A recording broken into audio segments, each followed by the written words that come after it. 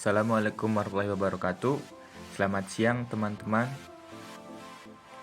Perkenalkan, nama saya Lutfi Abdul Latif dari kelas Matematika 3A ingin memperkenalkan anggota kelompok 5 Ilmu Dasar Pendidikan. Yang pertama, saya sendiri Lutfi Abdul Latif dengan NIM 19081050004. Yang kedua, ada M. Hadi Nurzaman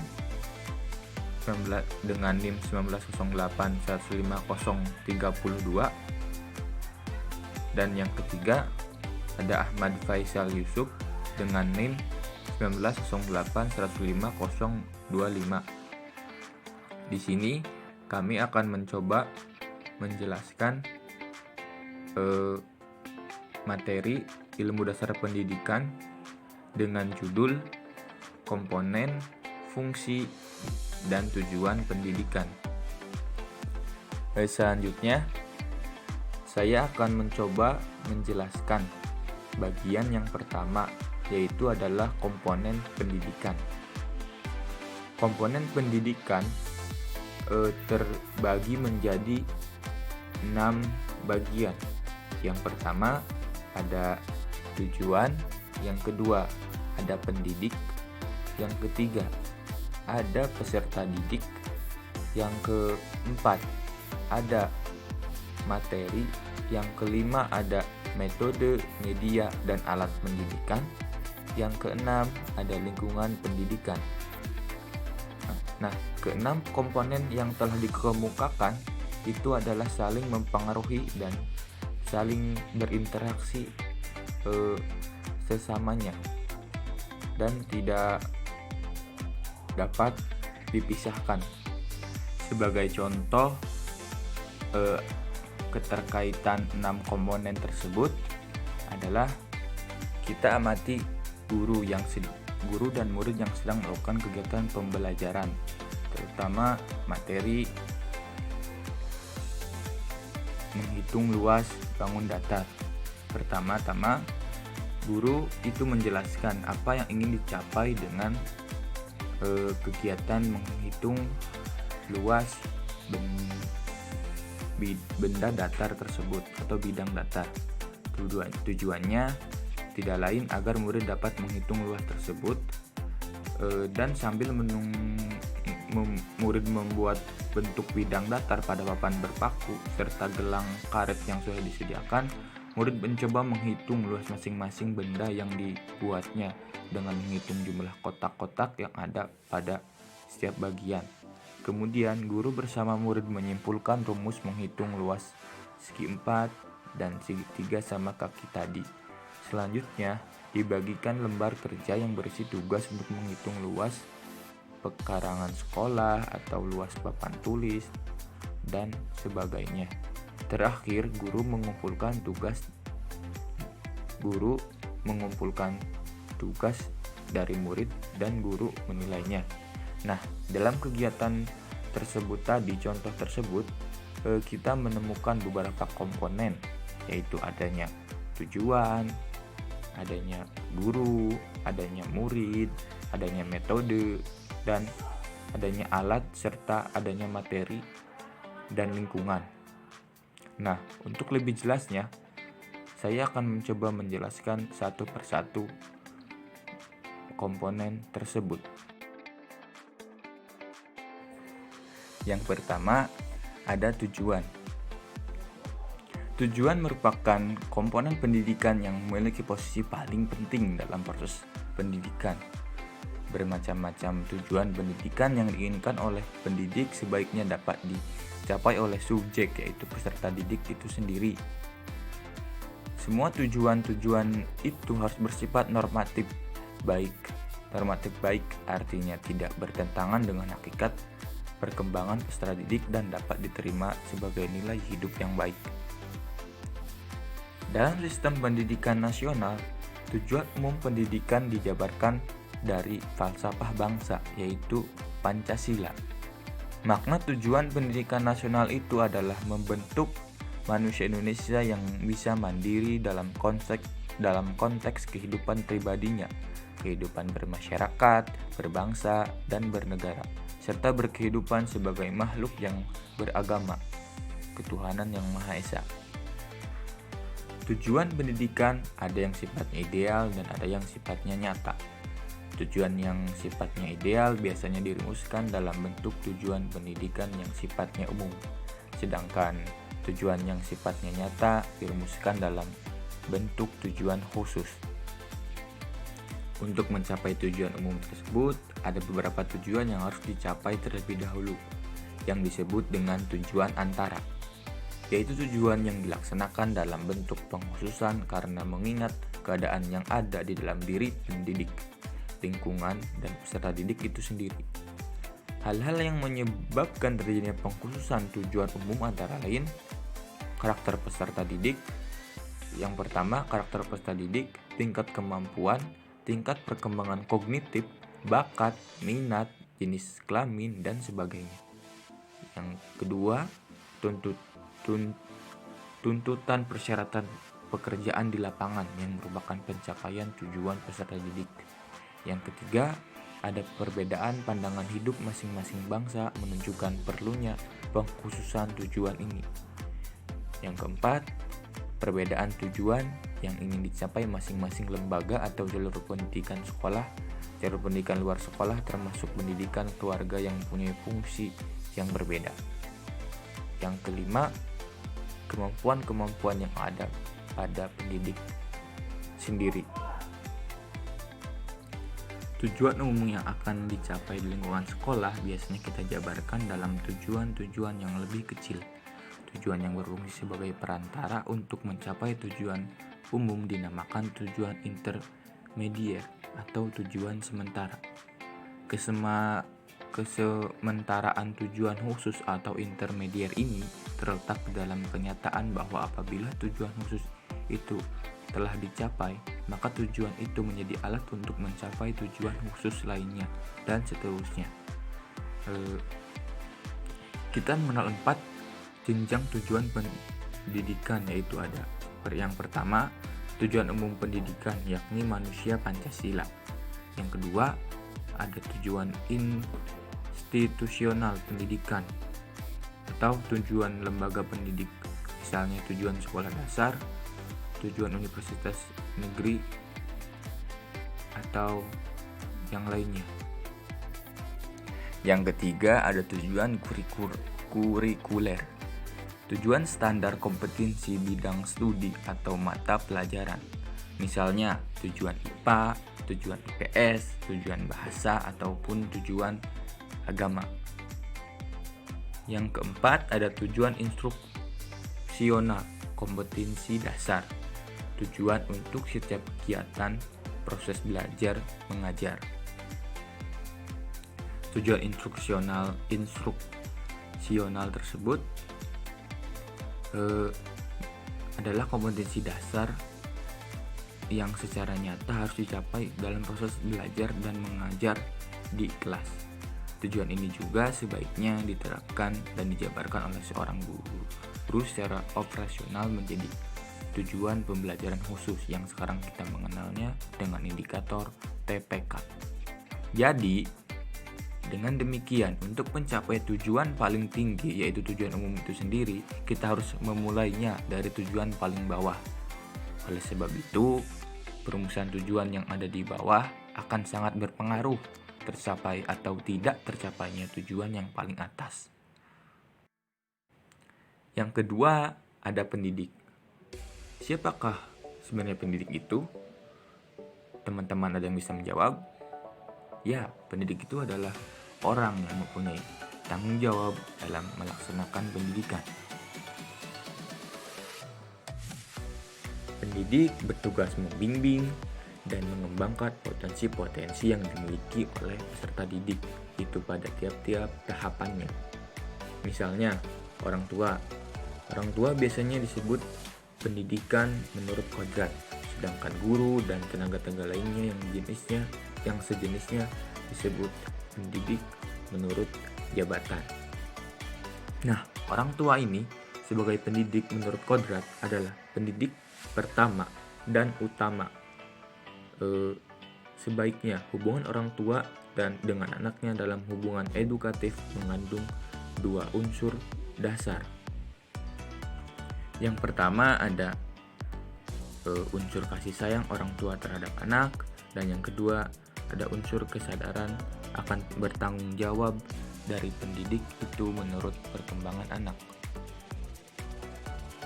Guru sebagai pendidik menurut jabatan artinya adalah menerima tanggung jawab mendidik dari tiga pihak, yaitu orang tua, masyarakat, dan negara.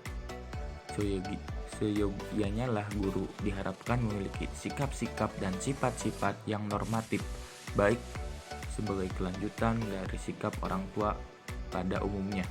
Antara lain, yang pertama kasih sayang kepada subjek, yaitu peserta didik.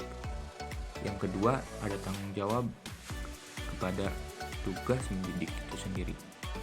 Sehubungan dengan tanggung jawab itu, Prayitno mengukuhkan bahwa kewajiban pendidik ialah menyelenggarakan praktek pendidikan terhadap sejumlah anak peserta didik yang menjadi tanggung jawabnya untuk memperkembangkan semua potensi yang dikaruniai Allah SWT kepada anak secara normal. Untuk itu, pendidik dituntut harus menggunakan bahasa yang sopan dan mempunyai kepribadian yang kuat. Yang kedua, ada disenangi dan disegani oleh peserta didik. Yang ketiga, harus bersusila, jujur, dan adil. Yang keempat, harus memahami potensi anak untuk dikembangkan secara optimal. Yang kelima, ada memahami kondisi anak untuk mengadakan penyesuaian pemrograman pendidikan bagi anak. Yang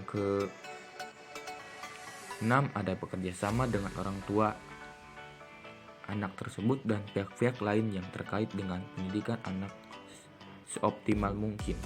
Yang ketujuh, ada memahami dan menjalankan dengan sebaik-baiknya segenap peraturan dan kebijakan yang dikeluarkan oleh pihak-pihak berwenang dalam menyelenggarakan pendidikan anak.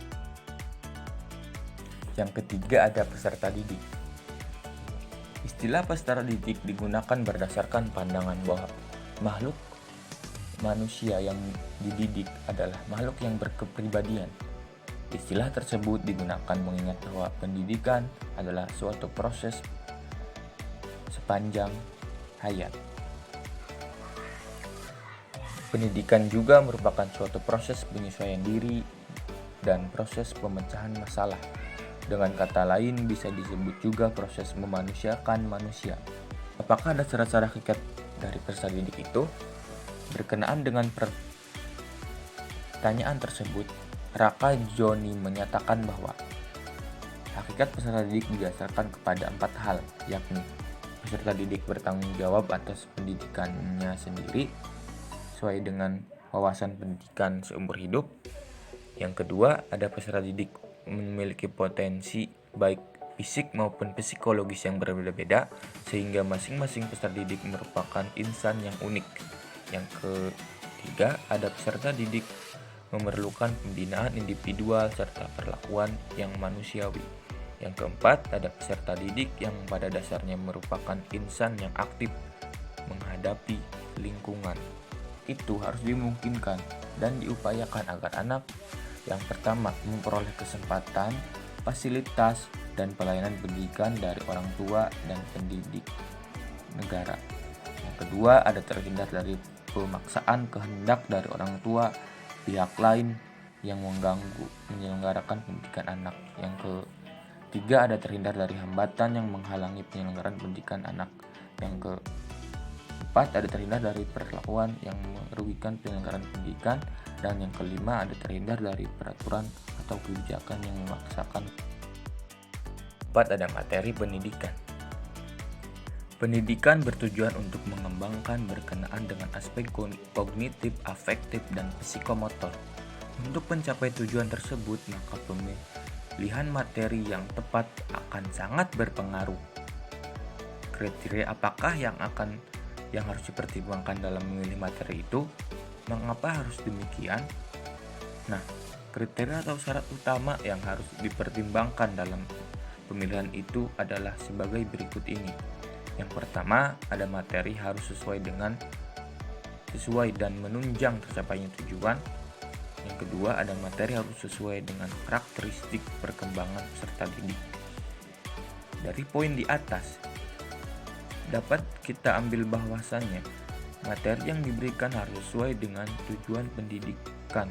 Artinya adalah materi tersebut diharapkan isinya mengandung nilai-nilai yang sesuai dengan pandangan hidup bangsa, serta dapat menetapkan materi tersebut dengan karakteristik peserta didik yang pas pada fase perkembangan tertentu harus pula menjadi pertimbangan.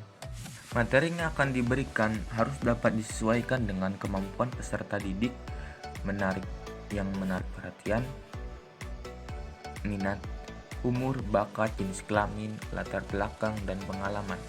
Selain materi tersebut juga perlu diorganisirkan menurut urutannya dengan memperhatikan keseimbangan dari yang sederhana hingga sampai ke materi yang kompleks, dari yang konkret menuju yang abstrak, sehingga materi tersebut dapat menuntun para pelajar peserta didik sendiri secara beruntun dan sistematis.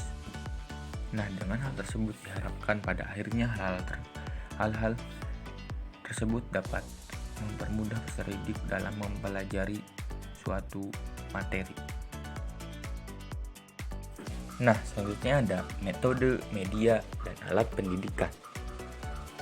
Kita tahu bahwasannya materi pelajaran yang sering kita pelajari tanpa kita sadari erat kaitannya dengan metode pendidikan.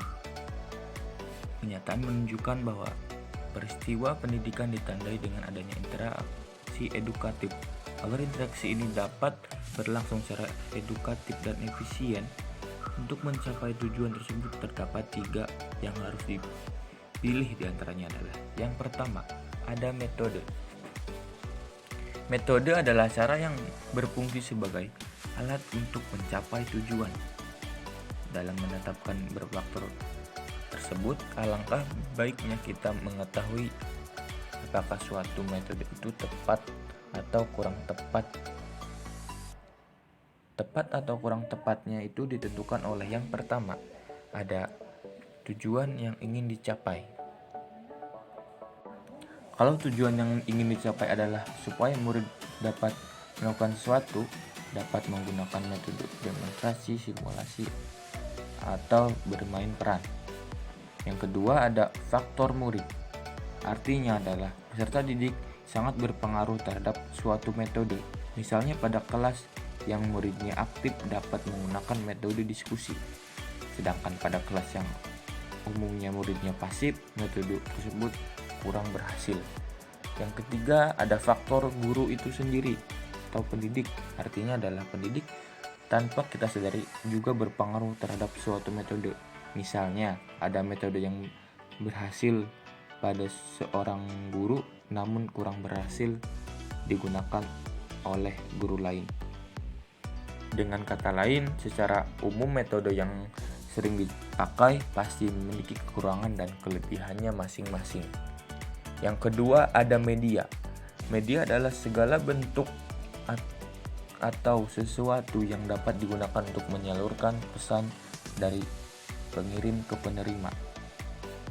Maksudnya adalah dari pendidik ke peserta didik.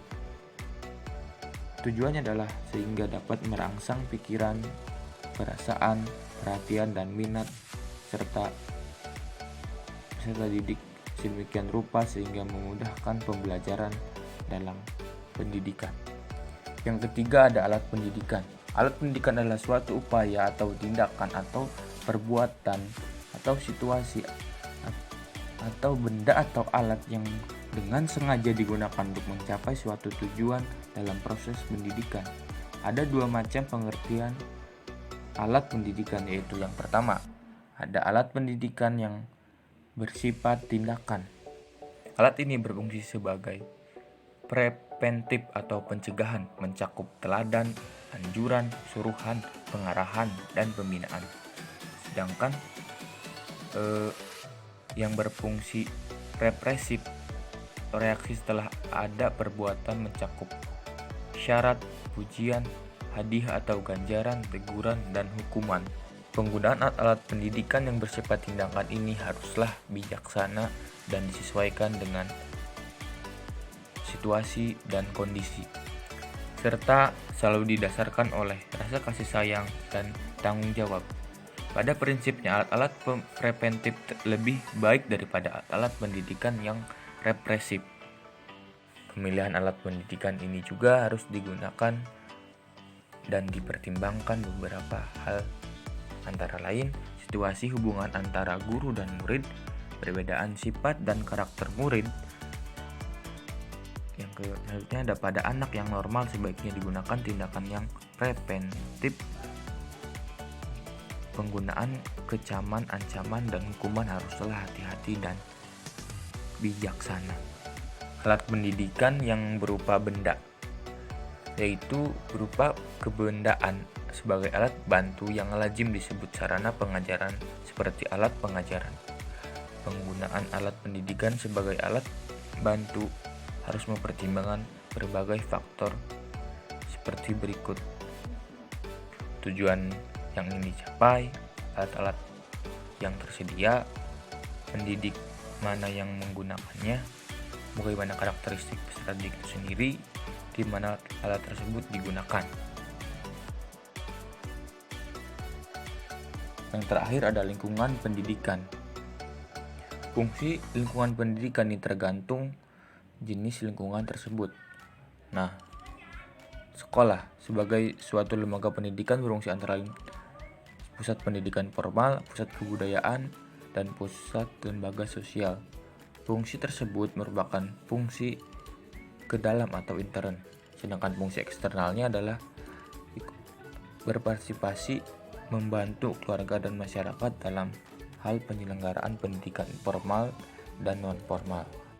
Menurut para ahli, jenis lingkungan dibagi menjadi dua, antara lain lingkungan alam dan lingkungan sosial. Lingkungan alam adalah segala sesuatu yang ada di dunia ini yang berada di luar dari anak yang bukan manusia, seperti binatang, tumbuh-tumbuhan, iklim, air, gedung, ataupun rumah.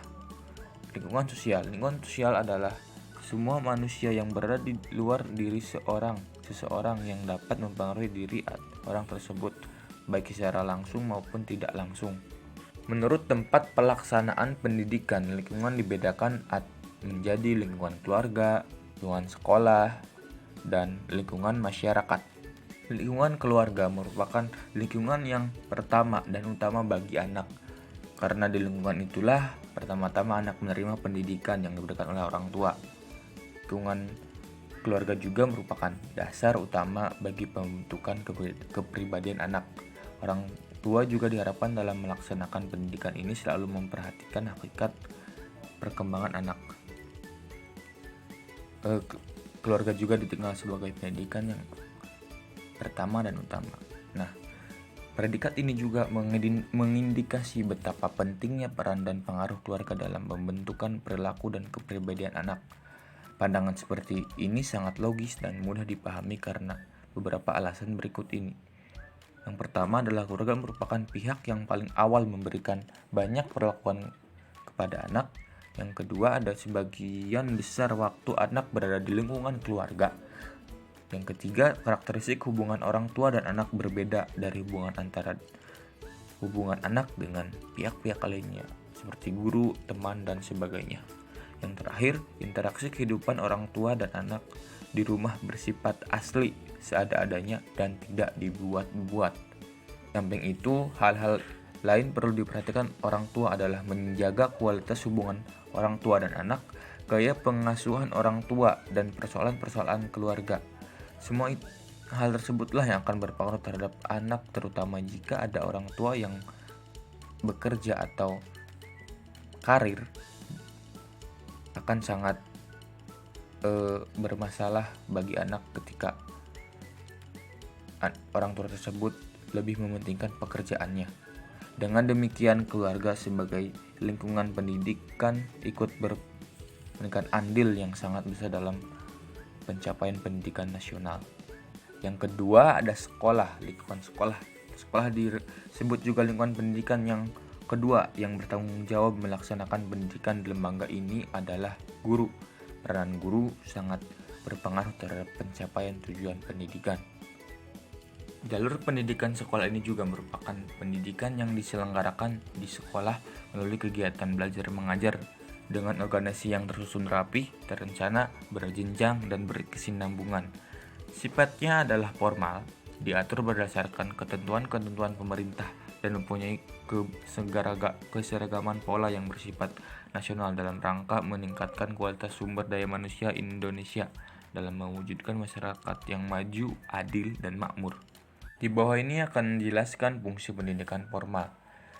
Yang pertama, sekolah harus mampu menumbuh kembangkan karakter anak sebagai makhluk individu melalui perbedaan pembekalan semua bidang studi. Yang kedua, ada sekolah melalui teknik pengkajian bidang studi perlu mengembangkan sikap sosial gotong royong, toleransi, dan demokrasi. Yang ketiga, sekolah harus berfungsi sebagai pembinaan watak anak melalui bidang studi yang relevan. Yang keempat, ada sekolah harus dapat menumbuh kembangkan anak sebagai makhluk yang religius dan mampu menjadi pemeluk agama yang baik, taat, soleh, dan toleran. Yang kelima, ada di dalam konteks pembangunan nasional pendidikan perlu harus menghasilkan tenaga kerja yang berkualitas. Sekolah yang terakhir ada sekolah berfungsi konservatif, inovatif, dan selektif dalam mempertahankan atau memelihara kebudayaan yang ada. Yang terakhir ada masyarakat atau lingkungan masyarakat. Proses pendidikan di lingkungan ini adalah proses pendidikan yang terjadi di luar keluarga dan di luar persekolahan. Pendidikan yang diberikan biasanya tergantung kepada kebiasaan yang terjadi di lingkungan itu. Oleh sebab itu, hasil pendidikan akan dipengaruhi oleh lingkungan masyarakat tersebut. Alam sekitar memberi pengaruh tertentu kepada pendidikan anak dengan segala sifat dan kondisi tempat tinggalnya.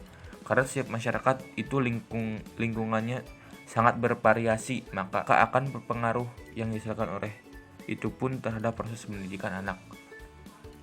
Kaitan masyarakat dan pendidikan dapat ditinjau dari berbagai segi, yakni masyarakat adalah sebagai penyelenggara pendidikan. Yang kedua, lembaga-lembaga kemasyarakatan atau kelompok sosial masyarakat, baik yang bersifat langsung maupun tidak langsung, mempunyai peran dan fungsi edukatif.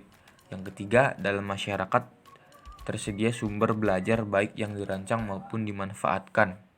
Dari ketiga kaitan antara masyarakat dan pendidikan tersebut dapat dilihat peran yang telah disematkan dalam rangka tujuan pendidikan nasional, yakni berupa ikut membantu menyelenggarakan pendidikan, membantu pengadaan tenaga, biaya, prasarana, dan sarana, menyediakan lapangan kerja, dan membantu mengembangkan profesi baik langsung maupun tidak langsung. Agar peran lembaga sosial atau pendidik ke masyarakat ini bisa maksimal, maka pertumbuhan dan perkembangannya perlu dikoordinasikan oleh pemerintah. Sebab pendidikan kemasyarakatan merupakan wahana yang sangat besar artinya bagi perkembangan individu dan masyarakat yang sedang membangun. Pendidikan kemasyarakatan dirasakan sebagai gerakan yang memperluas dan mempercepat usaha mencerdaskan kehidupan yang akan mengangkat harkat manusia pada tingkat yang wajar dan maksimal. Bismillahirrahmanirrahim. Saya Muhammad Hadi Nurjaman akan menjelaskan tentang fungsi pendidikan. Yang pertama, fungsi pendidikan di Indonesia. Ini mengacu pada Undang-Undang Nomor 20 Tahun 2003 Pasal 3, yaitu tentang Sistem Pendidikan Nasional. Fungsi pendidikan. Fungsi pendidikan adalah menghilangkan segala sumber penderitaan rakyat dari kebodohan dan ketertinggalan, serta fungsi pendidikan Indonesia menyatakan bahwa pendidikan nasional berfungsi mengembangkan kemampuan dan membentuk watak serta peradaban bangsa yang bermartabat dalam rangka mencerdaskan kehidupan bangsa. Kemudian fungsi pendidikan dapat ditinjau dari dua sudut pandang untuk siapa fungsi tersebut. Yang pertama, fungsi pendidikan bagi dirinya sendiri, yaitu untuk menyiapkan dirinya agar menjadi manusia secara utuh, sehingga ia dapat menunaikan tugas hidupnya secara baik dan dapat hidup wajar sebagai manusia. Yang kedua adalah fungsi pendidikan bagi masyarakat. Ini ada dua. Yang pertama, fungsi preservatif, yaitu dilakukan dengan melestarikan tata sosial dan tata nilai yang ada di dalam masyarakat. Yang kedua adalah fungsi direktif, dilakukan oleh pendidik sebagai agen untuk pembaharuan sosial. Selanjutnya, fungsi pendidikan pada umumnya memiliki tiga fungsi. Yang pertama, menyiapkan sebagai manusia. Yang kedua, menyiapkan tenaga kerja. Yang ketiga, menyiapkan warga negara yang baik. Yang pertama, menyiapkan sebagai manusia. Manusia yang muda yang belum sempurna, yang masih tumbuh dan berkembang, dipersiapkan, ditumbuh kembangkan menjadi manusia, yaitu manusia yang seutuhnya. Yang dimaksud manusia yang seutuhnya adalah manusia yang memiliki akal, kecerdasan, serta kesehatan jasmani dan rohani. Itulah yang disebut manusia seutuhnya. Kemudian menyiapkan tenaga kerja. Menyiapkan manusia menjadi tenaga kerja ini dilakukan melalui pendidikan, baik di sekolah maupun di luar sekolah. Jadi di sini pendidikan berfungsi untuk menyiapkan tenaga kerja, bagaimana dia melatih skill seseorang supaya kelak di suatu hari nanti dia bisa bekerja dengan skill tersebut.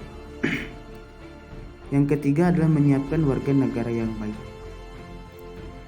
yaitu agar manusia sebagai warga suatu negara menjadi warga negara yang baik, yang dapat melaksanakan semua kewajiban dan menyadari akan haknya secara baik. Nah, itulah fungsi pendidikan secara umum.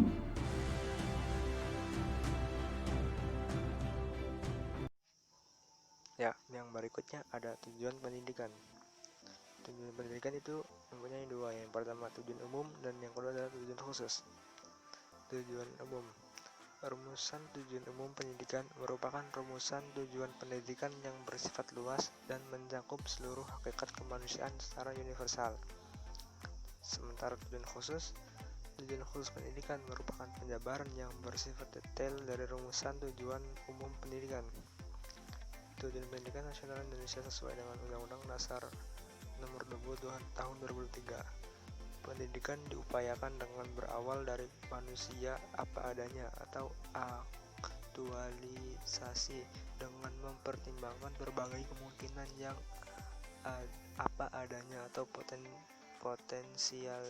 potensialitas dan diarahkan menuju terwujudnya manusia yang harusnya atau manusia yang dicita-citakan atau idealitas. Tujuan pendidikan itu tiada lain adalah manusia yang beriman dan bertakwa kepada Tuhan yang Maha Esa, berakhlak mulia, sehat, cerdas, berperasaan, berkemauan, dan mampu berkarya, mampu memenuhi berbagai kebutuhan secara wajar, mampu mengendalikan hawa nafsunya, berkepribadian masyarakat dan berbudaya.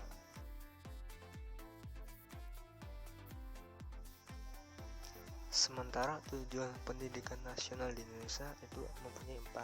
Yang pertama tujuan nasional, yang